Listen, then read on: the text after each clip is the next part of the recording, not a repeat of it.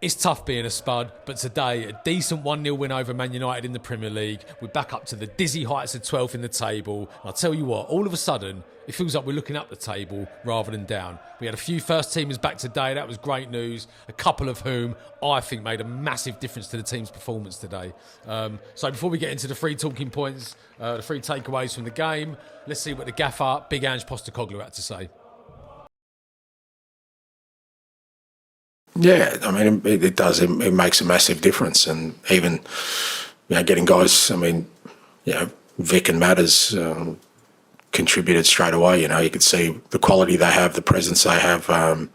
As you said, I could, put guys on and they can contribute to what we were doing. And for a lot of them, especially Brennan and Wilson, Vic, Matters to a certain extent, it might take them 1 or 2 games to get up to speed, but the fact we have them available, it's an enormous boost for us. Now, the only point I'll make here really is that Ange mentioned how well Maddison played and how good it is to have him back. But we all know that before the injuries, he was being left out of the team here and there. Kulusevski was being favoured as the number 10. But I'm not being funny. And I think you've seen it today. You've seen it previously against Man City, sort of big games like that. When Maddison's at the top of his game, he is a really, really good number 10. And the challenge for Ange is not only to keep him in the team, but to keep him performing at those levels and maintaining the standards that he sets for himself in the big games. And if he turns in performances like that week in, week out, he won't get the criticism from people like Roy Keane. And he'll be back in the England squad because, as I say, in full flight, he's probably not even fully fit at the moment. But, when he's on his game, he is an absolute joy to watch. So, just got to keep him maintaining those levels and we'll be good.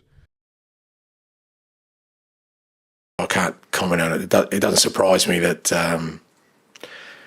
Matters didn't accept what was being said about him and threw a shot back over the bow. But just great to have him back. Look, he's a quality player. Again, if you just look at his goals return this year from midfield, it's still right up there, and...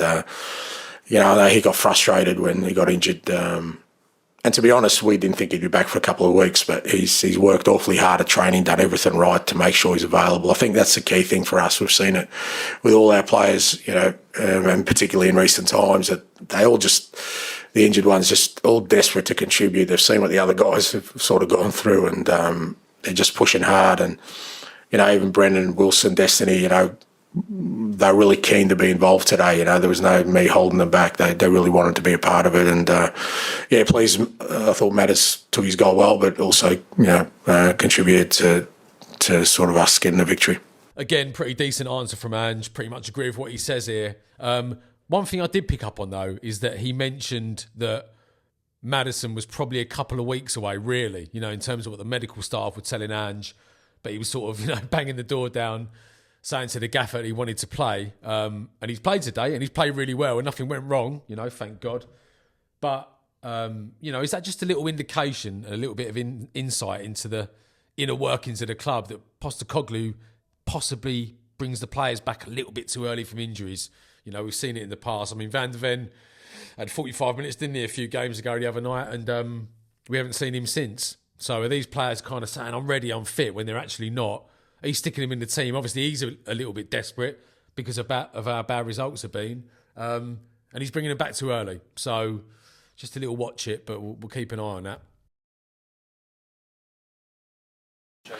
Yeah, I don't know if confidence is the right word, but you're right about lifting the mood. I sensed it at training, not just with the players, even the coaches. We've hardly trained the last 2 months. We've just kind of gone out there and tried to work on things without putting a physical toll on the players because of the game schedule. And also, we've had to do it with under 21 and under 18 players. But this week, all of a sudden, we've had, 20 senior fit players, which gives everyone a boost. Training's a little bit more sort of energetic. It's more up-tempo. The players and the coaches all kind of respond to that and feeds in. That's why I thought it was important today we got a win because, that allows us then, okay, well, we can do that again this week, build into a big week. And there's no doubt the players understand, when you see the likes of Vic and Matters and Destiny, Brennan, Wilson all training again, and, they feel good as well because, as much as all the players want to play, they also know that they needed help. And, they got it this week. I think Ange makes a really good point here. Once you've got your first teamers back, your better players, they're all joining in training, they're part of the drills, they're part of the everyday routines, it's going to bring the level of the other players up, innit? Obviously, if you're training with better players, it's a little bit more intense, the quality's higher, the standard's a bit higher.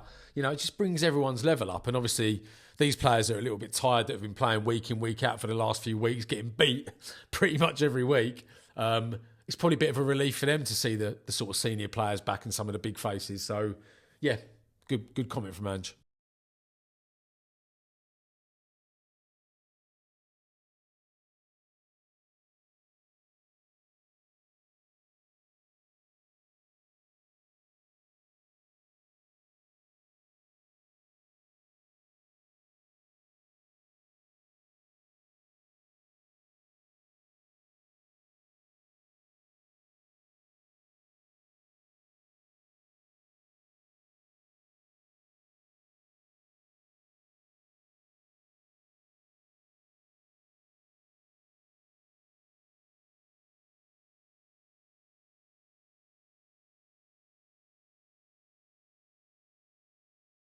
He was doing so well, and this was like his gotcha moment because the journalist teed him up here, and he shouldn't have bitten on it. Rather than the response he gave, going back to, all the excuses he was giving about playing Thursday, Sunday, and the schedule of games, and not having enough players, injuries, blah blah blah. He should have just turned around to this geezer and said, "Look, the players are starting to come back now. That's all in the past. We've had a good win today. Now all we do is kick on. We look forwards, not back. Just put that kind of issue to bed because, as I say." Me personally, I've been getting aggravated with it, not only with the journalist questions, but also with Ange's response to the question. It's always the same excuse. So he had a good opportunity to sort of bat that one away and put it to bed, but slips up a little bit there. But fuck it, we'll give him a pass. He got the 3 points today, so onwards and upwards. Okay, so we've covered what Big Ange, the gaffer, had to say about today's match. Here's my 3 main takeaways from the game today. The first of which being the return of Vicario. Now, Vicario's been out for so long that you almost forget just how good this guy is. He came in today, he had a really good game, made a couple of really crucial saves at crucial times of the match. You've never got any worries about his distribution. You don't have to worry about his handling, about his shot stopping. He's a real presence, a real leader in the team. So it was really, really great to see him back today. If you think about it, he's one of the best keepers in the Premier League, and by extension, that means he's probably one of the best, top 15, top 10 keepers in Europe, if I'm being honest. Obviously, Alisson and Edison are better than him. Probably Raya from Arsenal's better than him. Pickford possibly is a better goalkeeper than Vicario. Emi Martinez at Villa. Apart from that, he's right up there with the very best of them, probably the best of the rest.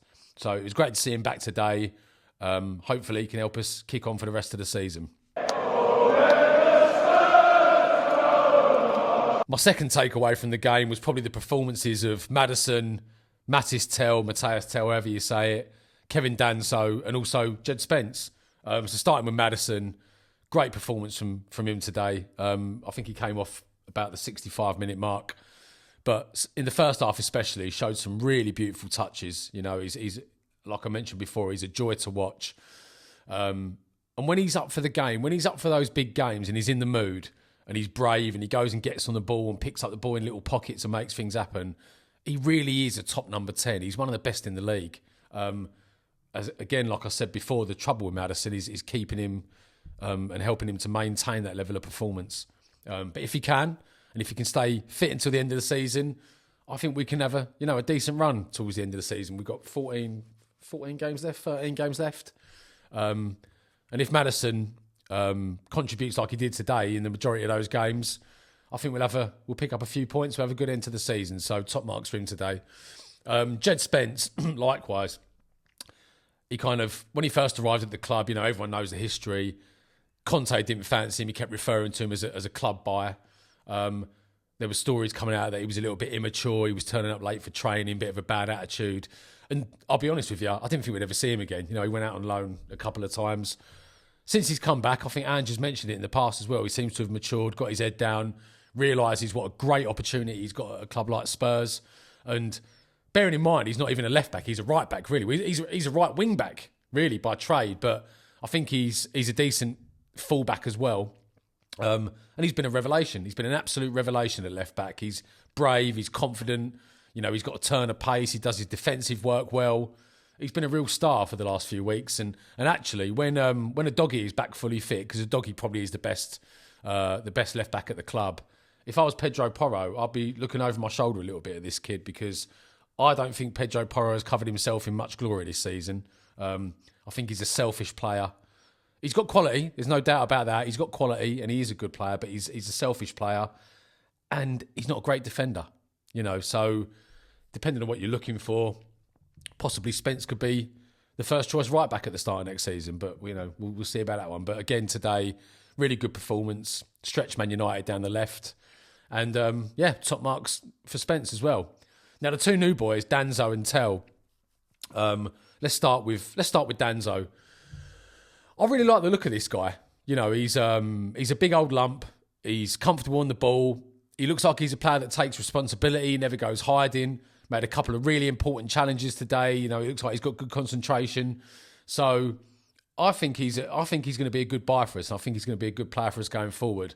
And actually, again, on the same token, like I just mentioned with Pedro Porro in relation to Jed Spence, if I was Christian Romero, I'd be worried about this guy, because I'm not Romero's biggest fan, okay? I know he's a great footballer. He is a great footballer. He's a World Cup winner, however much that means, if you look at some of the names in the squad. But, he did play basically every game of that World Cup campaign, and he's proved he can be a top player. Ability-wise, he's great, but his temperament is awful. I feel like he slows the game down too much at times. He often just gets the ball, just walks around on it. Lapses in concentration, he gets the red mist sometimes. Danzo looks like a much more level player. Maybe not quite as good ability-wise, but defensive-wise, as I say, I've only seen him for 2 or 3 games. He looks good. And I think a partnership of Danzo and Van der Ven could be the way forward, starting from next season or towards the end of this season. And I'll be honest with you, you get 50 million quid for Romero. I wouldn't mind seeing him go, pick up the money for him, invest it elsewhere in the squad, into the midfield possibly. So one to keep an eye on. But so far, so good for Danzo, and good again today. So fair play to the scouts and to the technical department who picked him up. And then finally, Matthias Tell, or Mattis Tell, however you say it. Again, I like the look of him. He's a player, again, looks like he takes responsibility. He looks like a leader on the field. From his first appearance, he came on. He's willing the other players forward. He's telling them to press, telling them to work harder. He wants the ball. He runs into channels. He's got energy. He's not lightning quick, but he's got a little turn of pace. Looks like he can shoot with both feet. The only thing I would say about him at the moment, and bearing in mind I think he's 19 years old, 19 or 20. So he's still a young kid, but he's got a lot of potential. He's snatching at his chances a lot at the moment. He's not showing the kind of necessary composure I think you need to play, certainly as a centre forward. But, the signs are good. And if we can keep him beyond this season, I think he'd be a good addition to the squad. We can get rid of that fucking absolute pile of dog shit Timo Werner once and for all, and we've got a good backup there in Tell. So, yeah, hopefully he can kick on. And obviously the more games he plays, he'll just get better and better. So, again, top marks today, good performance, and keep it going. So I've talked about a lot of positives in the previous 2 talking points, but I've got to mention this.